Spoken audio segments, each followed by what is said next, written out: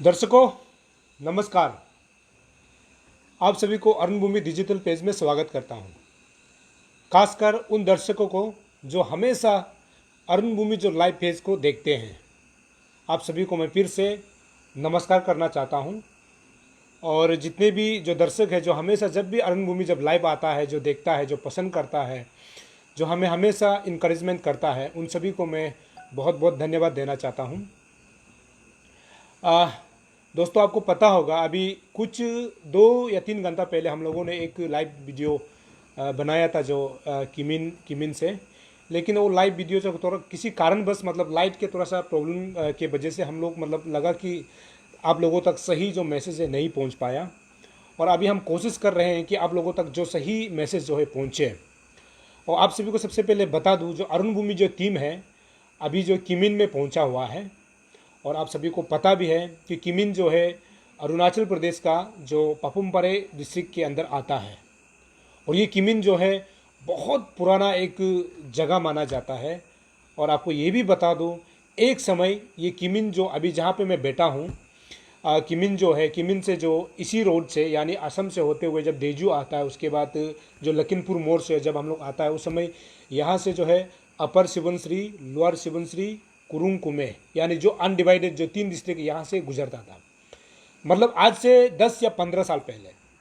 उसके बाद अभी जो है हो गया अपर सुबनसिरी, कमले, लोअर सुबनसिरी, कुरुंग कुमे, करादादी। यानी इन 3 डिस्ट्रिक्ट से अभी मतलब जो मतलब डिवाइडेड और मतलब फिर से मतलब बंटवारा होकर अभी जो है 5 डिस्ट्रिक्ट बन गया है। तो एक समय हम लोग जब छोटे थे उसी समय भी हम लोग इसी रोड को हम लोग इस्तेमाल करते थे। इनको अभी हम लोग साइड में रखता है।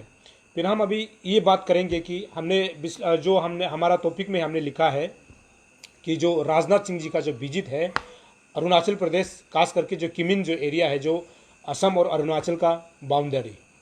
आपको सबसे पहले पता होना चाहिए कि किमिन जो है असम के बीच मतलब असम और जो अरुणाचल का बीच जो बाउंड्री जो मतलब शेयर करता है, किमिन उसी के इलाका में आता है। और ये जो हमेशा मतलब असम और जो आपको पता है असम और अरुणाचल का बाउंड्री का डिस्प्यूट भी चलता है, लेकिन उनको भी हम लोग साइड में रखेंगे। लेकिन आज का जो यहाँ लाइव आने का मेन मुद्दा जो है हमारा जो अरुण भूमि टीम का, और मैं अरुण भूमि का एक चीफ एडिटर होने के नाते यहाँ पर एक मुद्दा आने का यही एक मकसद था कि राजनाथ सिंह को आप सभी जानते हैं, ये डिफेंस मिनिस्टर हैं, हिंदी में कहेंगे तो रक्षा मंत्री हैं।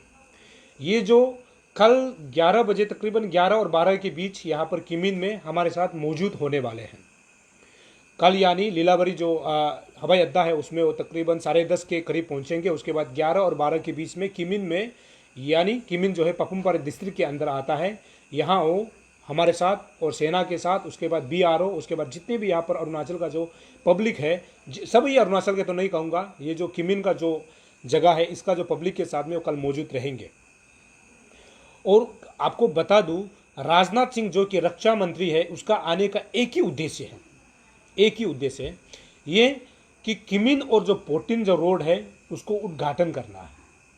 आपको मैंने शुरू में बताया किमिन जो है बहुत पुराना जगह है, इसीलिए किमिन और जो पोटिन का रोड जो है, आपको ये भी पता है जब ईटानगर से अगर हम लोग कुरुंग कुमे पापुम-पारे की ओर जाता है तो उसमें क्या रहता है कि हम लोग वहाँ से बागे तिनाली से हो करके क्षमा चाहूँगा जो वहाँ से हो करके होज हो करके हम लोग जो है पोटिन पहुँचता है। लेकिन ये जो पुराना जगह है तो ये रोड को खासकर जो लिया हुआ है BRO यानी बॉर्डर रोड ऑर्गेनाइजेशन। और ये बहुत पुराना रोड है। तो इसको जो है किमिन टू 14 रोड को कल उद्घाटन करने के लिए रक्षा मंत्री जो राजनाथ सिंह आ रहा है। इसका कुछ मायने हम लोग निकाल सकता है। मतलब आप लोगों को मैं एनालिसिस तौर पे बताना चाहूँगा। राजनाथ सिंह जो है जो ये किमिन टू 14 रोड को इनॉग्रेशन करने के लिए क्यों आ रहा है, इसका सबसे बड़ा मुद्दा यही है।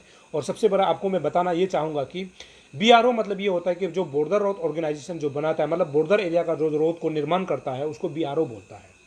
एक समय आज से 5 साल के पीछे जब हमारा अरुणाचल में जितना भी रोड बना था, उस समय जितना भी रोड बना है ये BRO ने बनाया था। BRO तो BRO मतलब BRO जो है जितना BRO जो है डायरेक्टली इनडायरेक्टली डिफेंस के अंदर आता है, यानी रक्षा मंत्री के अंदर आता है।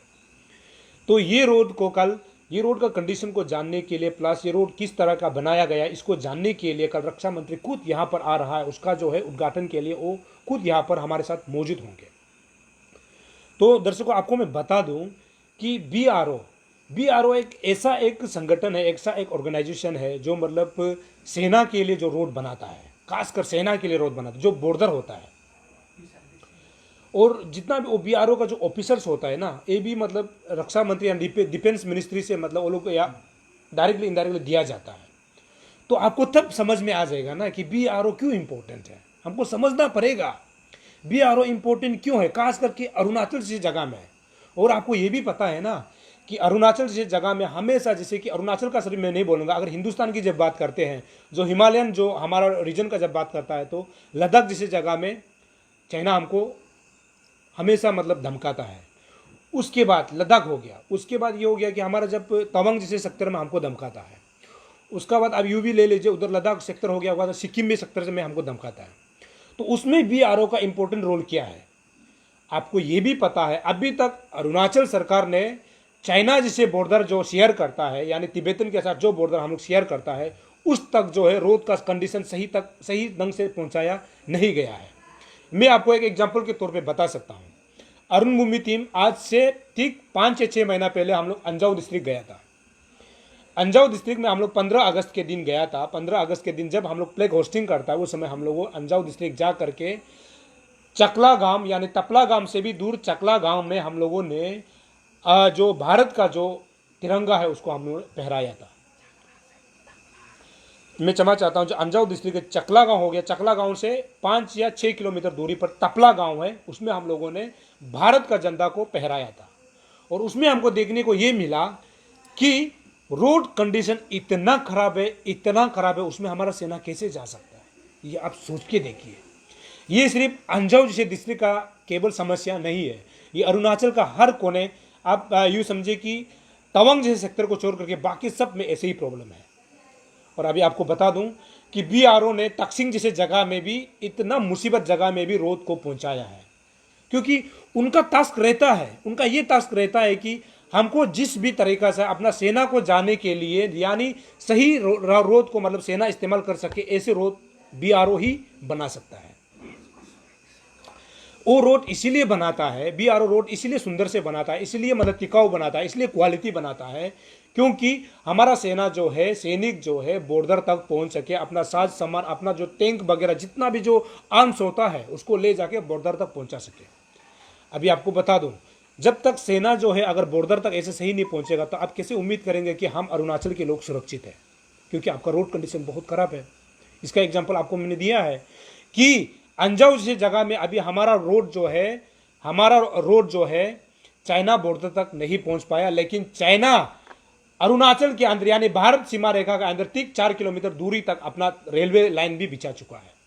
तो ऐसे में हम लोग कैसे सुरक्षित हैं, हमारा सेना कैसे काम कर सकेंगे। और सेना इस चीज़ को तो शिकायत नहीं कर सकता, अभी इसका जिम्मेदारी मीडिया को जाता है, प्रेस वालों को जाता है, यहाँ के पब्लिक को जाता है, यहाँ के अरुणाचल के सरकार को जाता है कि सेना के लिए सही रास्ता बनाया जाए।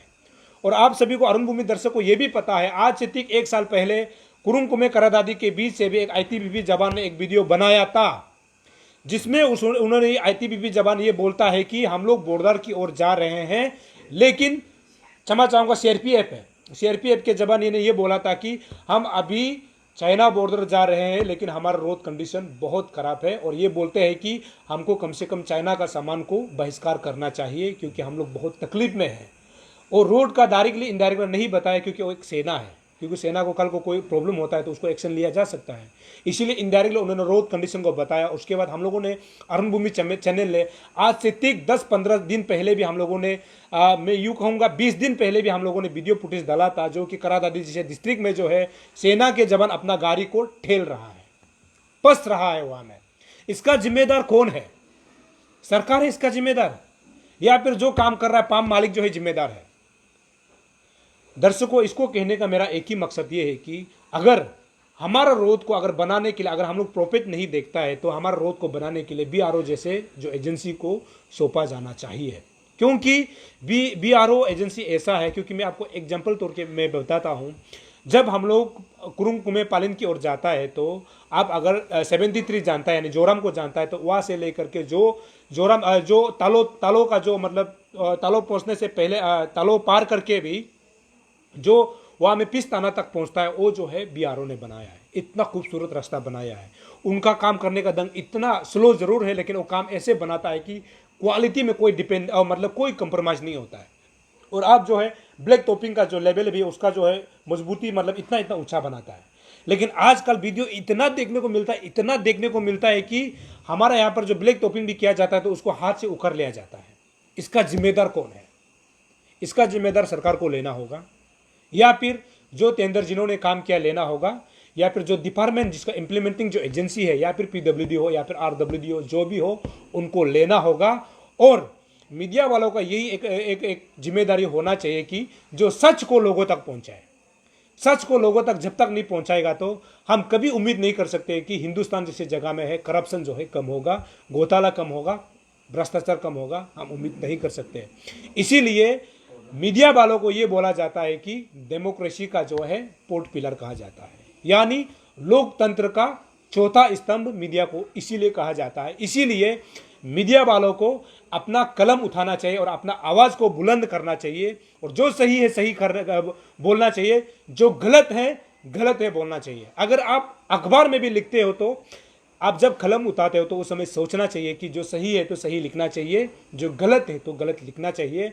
अगर हम लोग भी लोकतंत्र का जब चौथा स्तंभ है, अगर हम सही काम नहीं करेंगे तो कल को कोई भी जो इंसान जो है एक दूसरे को कभी भी विश्वास यानी बिलीव नहीं कर पाएंगे। क्योंकि हम अरुण भूमि टीम ये लगातार कोशिश कर रहे हैं कि सच को आप तक पहुंचाए और सटीक खबर को आप तक पहुंचाए। और मैं हमेशा उम्मीद करता हूं जितने भी जो अरुण भूमि का दर्शक है, जो लाइव पेज दर्शक है, मैं उम्मीद करता हूं कि आप हमेशा अरुण भूमि टीम को ऐसे ही सपोर्ट करें, क्योंकि हम हमेशा ये बोलता है कि आपका सपोर्ट ही अरुण भूमि का ताकत है। और जब तक अरुणाचल जैसे स्टेट में अगर कोई सही काम करने वाला अगर नहीं निकलेगा तो हम लोग कभी नहीं समझ पाएंगे कि अरुणाचल जो है विकास की ओर बढ़ रहा है। हम कल्पना भी नहीं कर सकते, क्योंकि आपको पता है आज सुबह भी हम लोग ईटानगर से आ रहा था, किमिन के लिए आ रहा था। हर जो है हाईवे जो है टूटा पड़ा हुआ है, गंदगी फैला हुआ है। इसका जिम्मेदार कौन है? और आपको एक इंटरेस्टिंग चीज बताता हूं। आज से ठीक 5 या 6 दिन पहले हमारा चीफ मिनिस्टर पेमा खांडू ने यह लिखा था कि सभी जो मिनिस्ट्री को है, मिनिस्टर जो अपना अपना जो मंत्रालय यानी अपना अपना जो डिपार्टमेंट को जो संभाल रहा है, उनको अपना अपना कर्तव्य यानी अपना अपना काम को सही से करना चाहिए। ये पेमेंट क्यों नहीं हो रहा है? उसके बाद ईटानगर जैसे कैपिटल सिटी में जो है कचरा को क्यों नहीं उठाया जा रहा है? ये जो उसका बाद जो बेसिक जिसको तनख्वाह यानी वेतन दी जानी चाहिए उसको क्यों नहीं दिया जा रहा है? इसको जो है हर डिपार्टमेंट का जो है मिनिस्टर जो है जिम्मेदार है। पेमा खांडू ने सख्त अपने जो है उसमें पेज में लिख करके अपना जो मंत्री जो कलीग्स है उनको उन्होंने अपील भी किया था कि हमको आगे मतलब उनका जो शुरू में ये लिखा था कि अरुणाचल को आगे बढ़ाना हम लोगों का विजन है। तो इसीलिए दोस्तों आज सुबह जब हम लोग ईटानगर से आ रहे थे उस समय भी हमने ये देखा कि हर जगह में जो हाईवे जो टूटा पड़ा हुआ है। अगर ईटानगर जैसे शहर में जो हमारा राजधानी है, जो स्मार्ट सिटी के लिस्ट में आ चुका है, उसका हालत ऐसे है तो और दूसरा स्टेट अरुणाचल प्रदेश का अलग जो डिस्ट्रिक्ट है उसको हम लोग कैसे इमेजिन कर सकता है कि ये जो सही होगा और सही ये डेवलपमेंट काम कर रहा है। अभी एक प्रेस ब्रीफिंग देख रहा था जो कि अरुणाचल प्रदेश अबुतानी स्टूडेंट ऑर्गेनाइजेशन ये कहता है कि सरकार जो है पंचायत डिपार्टमेंट में घपला किया है यानी घोटाला किया है। वो भी पंचायत जब इलेक्शन चल रहा था उन्होंने साफ कहा है और आरटीआई कॉपी को भी बकायदा उन्होंने दिखाया है। अगर ऐसा चलते रहेगा तो अरुणाचल कैसे आगे बढ़ेगा?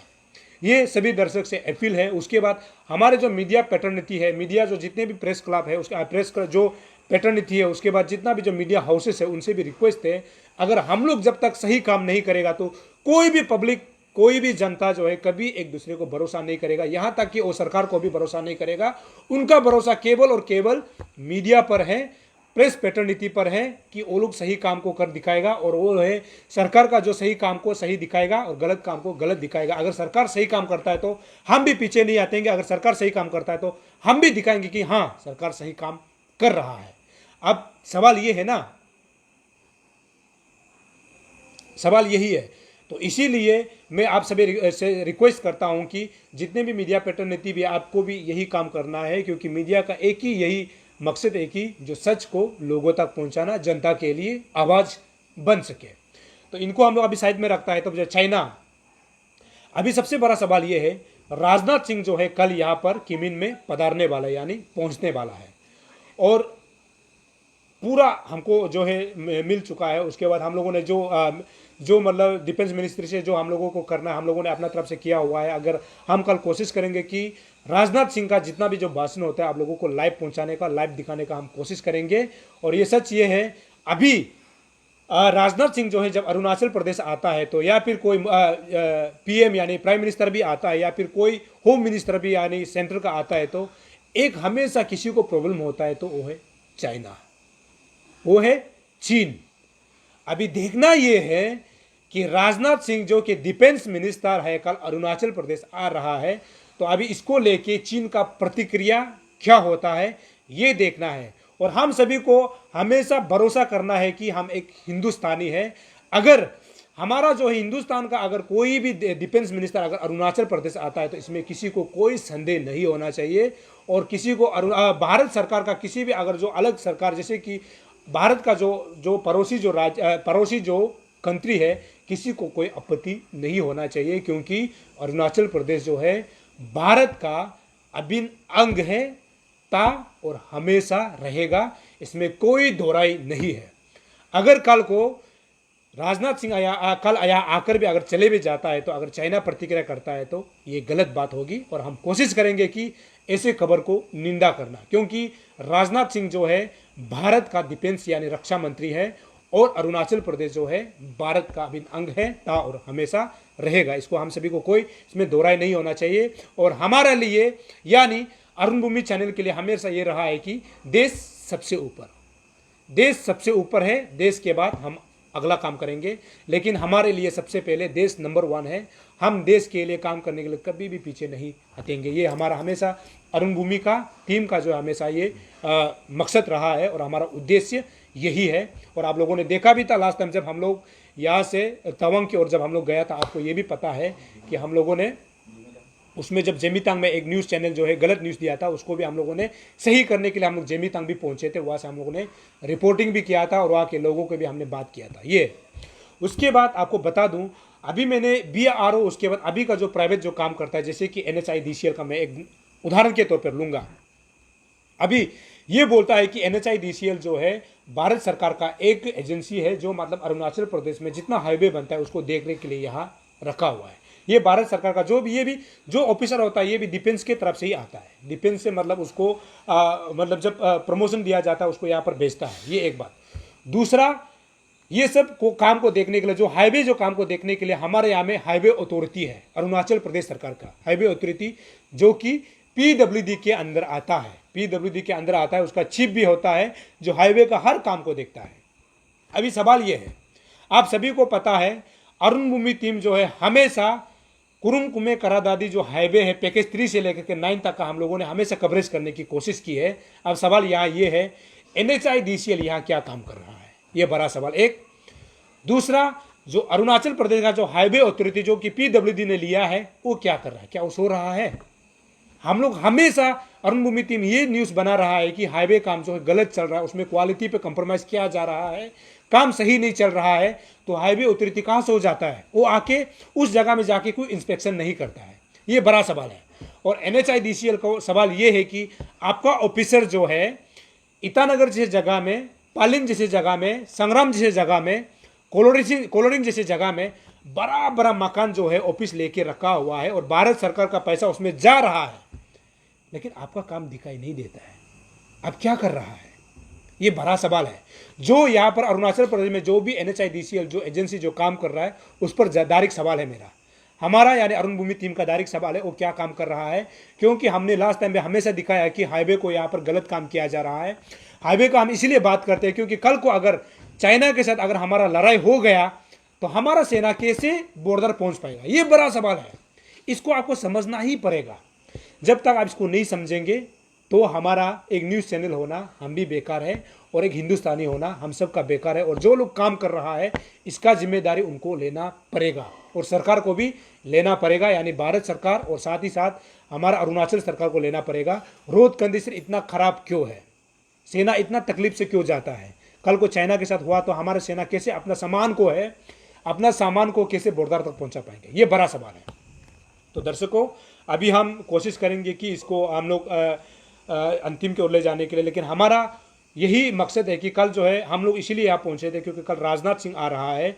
हम पूरा कोशिश करेंगे, अगर राजनाथ सिंह से अगर हम लोग इंटरव्यू लेने का मौका अगर अरुणाचल प्रदेश के जो मीडिया है यानी उनको मिलता है तो हम सवाल करेंगे, क्योंकि कल जो है राजनाथ सिंह यहाँ आ रहा है तो हमारा सवाल यही होगा, क्योंकि अरुणाचल की धरती पे आप कदम रखा है, भारत का ही धरती है, लेकिन अरुणाचल के समस्या को, अरुणाचल के प्रॉब्लम को जानना आपका जिम्मेदारी होगा। और हम उस जिम्मेदारी के लिए हम जनता की ओर से सवाल उनसे दागेंगे। उनका जवाब क्या होता है वो कल आप लोग देखिएगा। अगर राजनाथ सिंह से अगर हम पूछने का अगर मौका मिलता है तो हम जरूर उनको पूछेंगे कि इसको लेकर के उनका क्या है। और आप सभी को पता है अभी का जो हमारा जो डिफेंस यानी जो सेना है, क्योंकि 1962 वाला हम लोग सेना नहीं है, और हम हमेशा कोशिश करते हैं कि रणभूमि टीम, जब हम लोग लास्ट टाइम भी हम लोग तवांग में जब भी गया था उस समय भी हमने बोला कि हम लोग जो है अभी का जो सेना जो 1962 वाला नहीं है। जब हमारे पास जूता नहीं हुआ करता था, यानी हम लोग काली पैर, उसके बाद जो बर्फ में जो कपड़ा पहना जाता है ऐसे कपड़ा जैकेट नहीं हुआ करता था, लेकिन अभी ऐसे नहीं है। अभी जो है ये नया भारत है, नया हिंदुस्तान है, और हमारा सेना जो है हमेशा अपना जो सुरक्षा पर तैनात है, और कोई भी दुश्मन अगर आंख उठाकर भी देता है तो उसको मुंह तोड़ जवाब देने के लिए तैयार है, क्योंकि हमारा सेना हमेशा ये बोलता है कि ईद का जवाब पत्थर से देने के लिए तैयार है। इसीलिए मैं जितने भी दर्शक आपको बता दूं कि हम हमेशा हमारा भी यही मकसद रहता है कि हमको सेना के साथ हमेशा खड़ा रहना है, क्योंकि अभी 1962 नहीं है। कल को अगर कुछ भी होता है तो हमारा सेना किसी भी कंट्री के खिलाफ मुंह तोड़ जवाब देने के लिए सक्षम है, क्योंकि हम अभी 1962 वाला भारत का सेना नहीं है, और अभी जो है ये नया भारत है। इसीलिए हमारा सेना जो हमेशा इस पर आगे रहता है। और दर्शकों, आखिर में आप सभी को बता दूं, हमें यही था कि मकसद यही था कि राजनाथ सिंह जो है कल यहाँ आने वाला है। साथ ही साथ अरुणाचल प्रदेश का मुख्यमंत्री, जहाँ तक हमको खबर मिला है कि अरुणाचल प्रदेश का मुख्यमंत्री, उसके बाद असम का मुख्यमंत्री भी यहाँ कल आ रहे हैं। हम कोशिश करेंगे कि ये जो जितना भी जो कार्यक्रम होगा उसको उस समाचार को आप लोगों तक पहुंचाने के लिए हम अरुण भूमि टीम जो है लगातार कोशिश करेंगे, और आप ऐसे ही अरुण भूमि का साथ देते रहिएगा। मैं हमेशा समझता हूं कि आपका जो सपोर्ट ही अरुण भूमि का ताकत है, इसीलिए आप हमेशा साथ देते रहिएगा। और आखिर में आपको बता दूं कि अभी महामारी का समय है, इसीलिए आप हमेशा मास्क पहनिए, हैंड सैनिटाइजर का इस्तेमाल कीजिए, सोशल डिस्टेंसिंग का पालन करते हुए सरकार द्वारा जारी किया गया एसओपी को हमेशा मेंटेन कीजिए, ताकि आप सुरक्षित रह सके। आप सुरक्षित है तो देश सुरक्षित है। दर्शकों, तब तक के लिए मुझे इजाज़त दीजिए। नमस्कार, जय हिंद, जय अरुणाचल।